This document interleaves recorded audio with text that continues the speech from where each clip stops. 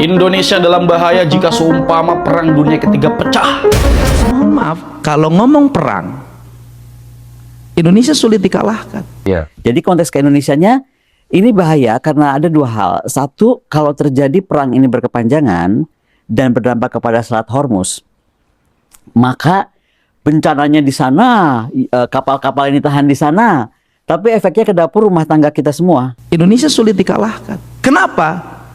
Karena mengidentifikasi daerah-daerah vital dan sentral yang membuat orang tergantung itu mengalami kesulitan. Kenapa? Karena orang Indonesia memiliki kekayaan energi culture yang ada di lingkungannya. Tidak semuanya tergantung pada PDAM, tidak semuanya tergantung pada PLN, tidak semuanya tergantung. Kenapa? Dibom sekalipun berbagai titik sentral, dia masih tetap hidup.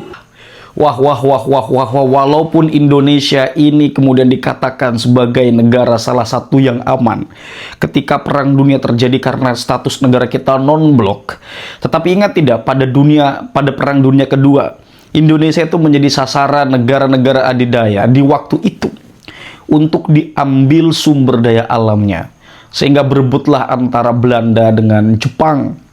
Sebelum Jepang kemudian mengaku kalah dengan menurunkan Hiroshima Nagasaki.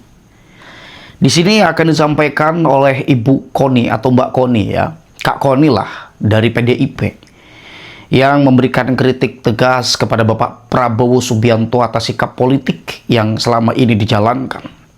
Tetapi ada Gubernur Jawa Barat Kang Deddy Mulyadi yang mengatakan bahwa mohon maaf, jika seumpama terjadi perang dunia ketiga, Indonesia ini tidak mudah ditaklukkan. Nah, di sini saya ada melihat dua poin.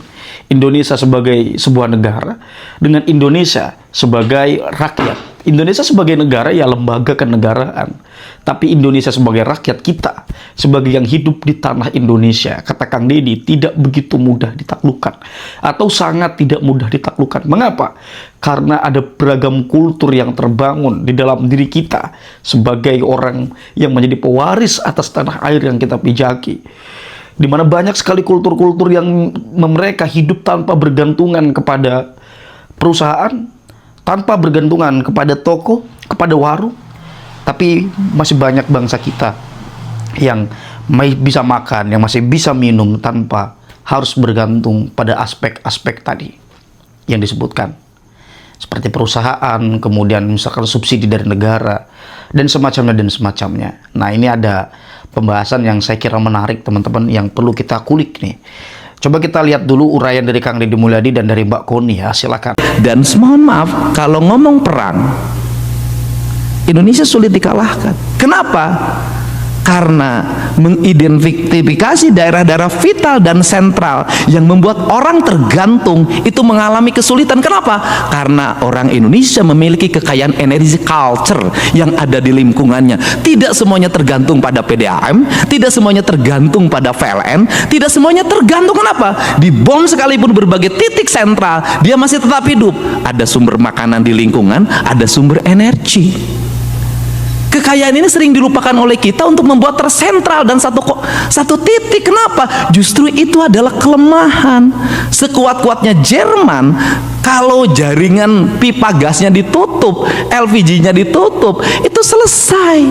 Indonesia nggak bisa. Krisis 98-99 membuktikan bahwa krisis ekonomi global yang menghantam bangsa Indonesia tidak bisa memporak-porandakan sendi ekonomi. Siapa yang bertahan pada krisis itu? Kaum pedesaan, kaum orang di pinggiran hutan. Dia mampu survive dengan kekuatan ekonomi lokalnya. Itu prinsip. Saya belajar, Pak. Saya kemarin ke Aceh, saya ke Sumbar, kemudian ke Sumut. Saya pelajari kenapa ketika dihantam air, dihantam lumpur, kok mudah sekali. Karena tidak ada pohon lagi, yang ada perkebunan sawit. Sawit itu nggak bisa lagi tahan terhadap gelombang, terhadap lumpur, terhadap getaran. Dia bukan pohon untuk melindungi, tapi dia pohon manja untuk dilindungi. Dia ngambil air, dia harus dipupuk. Beda dengan hutan, dia tidak perlu air menghasilkan air, dia tidak perlu pupuk, dia menghasilkan pupuk.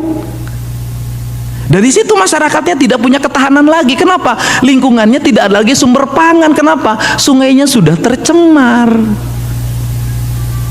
kebutuhan pokok lingkungannya padi pun udah hampir nggak ada. Semua menjadi homogen. Yang homogen itu berbahaya bagi Indonesia, bagi kebinekaan. Nah, ketika kita bicara hari ini adalah bicara fiskal. Apa sih problemnya adalah saya hari ini Pak Ketua MPR tidak menganggap bahwa dana bagi hasil itu kami dipotong, tidak. Kami menganggap dana bagi hasil pajak itu adalah ditunda pembayarannya. Kenapa ditunda? Karena itu hak yang diatur oleh undang-undang. Karena itu hak yang diatur di undang-undang, saya seneng. Apa senengnya saya? Kami efisien nih sekarang. Pegawai kami setengahnya kami bekerja di rumah. Apakah bekerja di rumah kemudian menjadi tidak efektif? Tidak. Produktivitasnya tinggi. Kami seneng dananya, walaupun dana bagi hasilnya ditunda dan dana bagi hasilnya belum dibayarkan juga 3 tahun yang lalu, kami bisa bangun jalan yang lebar-lebar. Lihat Jawa Barat.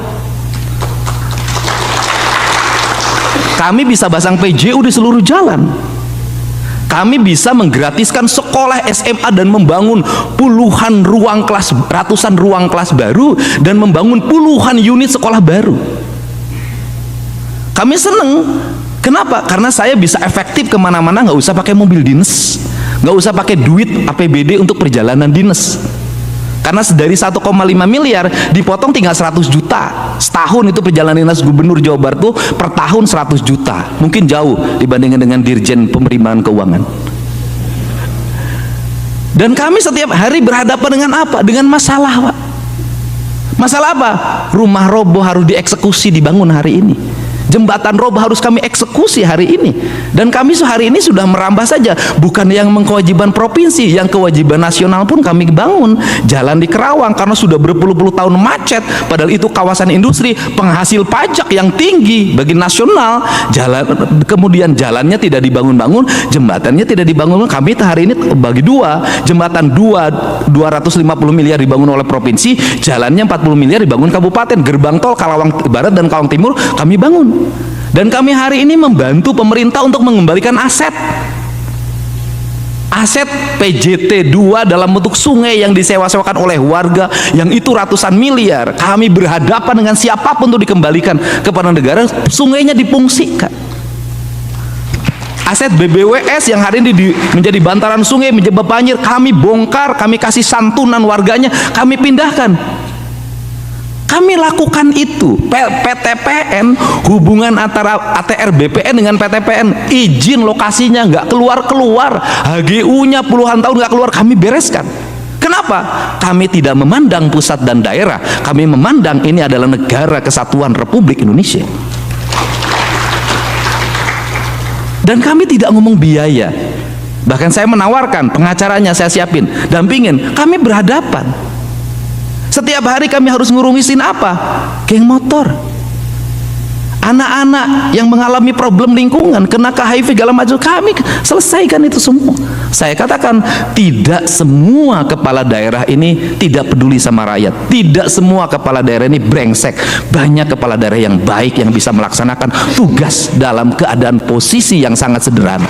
Karena kan kemarin itu yang aku dapat di sosial media, ketika USA itu ngebom ke Iran, pemimpinnya Ali Khamenei kan meninggal. Tapi ada narasi di mana rakyat gembira. Iya, terbelah kan. Terbelah. Itu jadi sebenarnya kondisinya gimana coba? Oke, jadi gini, intinya kalau sekarang dilihat kenapa masyarakat terbelah, menurut saya itu ada operasi real war-nya oleh Amerika Serikat. Amerika Serikat itu kan seperti kita lihat dia tuh selalu ikut apa yang disebut Jakarta Method. Jadi gini, kalau orang lihat sekarang kenapa dulu ada Yasmin Revolution, pernah kan beberapa tahun yang silam, apa segala macam. Itu sebenarnya adalah cara Amerika kok. Dulu tuh di Indonesia pertama kali diterapkan, ketika kita dibelah antara PKI dan bukan PKI. Nah, sekarang di Iran itu pun begitu. Jadi masyarakat itu dipecah antara yang pro pemerintahan sama pro menghidupkan kembali Reza Pahlavi. Nah, the kingdom lah gitu. Nah, tapi kan mungkin itu tidak berjalan seperti diharapkan, makanya perlu trigger. Nah, ini yang menurut saya jadi berbahaya, trigger ini. Kenapa? Gini ya, saya mau bahas ini karena selalu konteksnya saya tarik ke Indonesia. Banyak orang undang saya untuk bahas apapun belahan dunia. Kalau dia nggak ada konteks ke Indonesia, saya ngapain bahas? Iya. Jadi konteks ke Indonesianya ini bahaya karena ada dua hal. Satu, kalau terjadi perang ini berkepanjangan dan berdampak kepada Selat Hormuz, maka bencananya di sana, kapal-kapal ini tahan di sana, tapi efeknya ke dapur rumah tangga kita semua. Iya, pasti langsung ke kita semua. Langsung ke rumah tangga kita semua. Karena apa? Pertama, kalau Hormuz itu terblokir ya. Blokirnya bisa macam-macam. Apakah memang diblokir oleh militer? Ya kan? Atau dilakukan apa sehingga terjadi pemblokiran? Atau dia nggak usah diblokir. Kayak sekarang udah terjadi nih. Karena ada keramaian, ada keriuhan, maka kemudian stagnansi kapal terjadi. Ya kita di Sudirman macet aja, efeknya kemana-mana. Penerbangan juga sekarang problem semua tuh. Apalagi kalau kapal tanker. Nah, kalau terkait penerbangan, ini yang menarik dari serangannya Iran. Iran ini kayaknya kesal banget nih pada negara-negara tetangga atau negara-negara teluk. Iya. Kan karena mereka itu kan menjadi base dari United base States. pangkalan militernya. Nah, jadi dia tuh yang saya juga surprise, bukannya dia hajar pangkalan militernya. Oh enggak, dia lihat rupanya titik lemah negara-negara ini kan mereka kan kuat di ekonomi. Mau Dubai, mau Kuwait, mau itu kan Bahrain misalnya. Itu kan negara-negara yang satu, dia tuh menjadi hub penting nih. Iya. Siapa aja mau ke Amerika, mau ke Eropa, kemana kita ke sana. Ini saya mesti pulang besok, saya langsung reroute arah lain karena males banget kan kalau terstranded di sana. Jadi intinya adalah dia tuh hub. Makanya dia pelajari kalau hub berarti kekuatannya kan di bandara, di port. Itu kan yang dihajar, bandara dan port. Yang kedua, ini berdampak pasti masif kepada ekonomi. Contoh aja, nggak usah dulu jauh-jauh ya. Itu yang tertunda penerbangan. Mungkin kayaknya kalau orang Indonesia kalau nggak salah beberapa hari lalu 53.000 yang pulang umroh sudah tertahan di sana. Nah, itu baru dari orang Indonesia. Berapa coba? Itu kan aktivitas Dubai itu aktif bener. Saya tuh terselamatkan aja. Saya baru pulang dari Genève, 6 jam kemudian bandaranya dibom. Saya di situ. Kalau nggak bisa stuck di sana juga. Nah, nok-nok deh, jangan deh. Iya. Oke, itu ya, hebat ya negara kita ya. Setelah Bapak SBY juga bilang kalau negara Iran itu tidak mudah ditaklukkan, walaupun dikeroyok, Iran belum tentu kalah, Pak. Nah, sekarang kita melihat fenomena bagaimana orang seperti Cak Nun, seperti Kang Deddy Mulyadi, memberikan prediksi begitu sangat dalam sekali tentang bagaimana kemungkinan-kemungkinan yang terjadi di negara Republik Indonesia tercinta. Jika seumpama terjadi peperangan, lalu bagaimana nasib kita sebagai bangsa, nasib kita sebagai rakyat, nasib kita sebagai manusia yang berdaulat? Apakah akan terancam? Semua itu segalanya bisa terjadi kemungkinan yang kemudian bisa menentukan kita dengan keadaan bagaimana di masa depan adalah survive kita hari ini. Kalau kita menjadi pribadi yang bisa survive, tentu kita akan bisa melalui segala keadaan dengan begitu enak. Tapi kalau kita tidak bisa tidak survive, ya sudah. Sebetulnya Kang Deddy sudah memberikan kode ketika KDM menjelaskan tentang bagaimana hebatnya dan kuatnya negara Iran. Walaupun diembargo, diblokir, tidak bisa diberikan kebebasan dari aspek impor, ekspor, ekonomi, teknologi, dan seterusnya. Tetapi negara Iran mampu bangkit, bahkan menciptakan hal-hal yang tidak bisa diciptakan oleh negara-negara yang konon bebas, negara-negara yang tidak diembargo, oleh negara-negara yang tidak diberikan batasan. Kita bisa melihat sekarang Pak Iran bagaimana memberikan perlawanan itu. Ya, dan itu bukan berarti kita tidak bisa. Saya percaya ungkapan Kang Deddy, saya percaya ungkapan Cak Nun bahwa Indonesia akan tetap hidup apapun yang terjadi di masa depan. Mau perang kek, mau tidak kek. Unung tetap dagang pulsa kalau ada listrik. Ya, itu kira-kira hal yang dapat saya sampaikan. Kurang lebihnya saya mohon maaf. Hadanallahu wa iyyakum ajma'in. Salam cinta damai untuk semuanya, untuk NKRI tercinta. Wallahu huwal muwaffiq ila aqwamit thoriqin. Wassalamualaikum warahmatullahi wabarakatuh.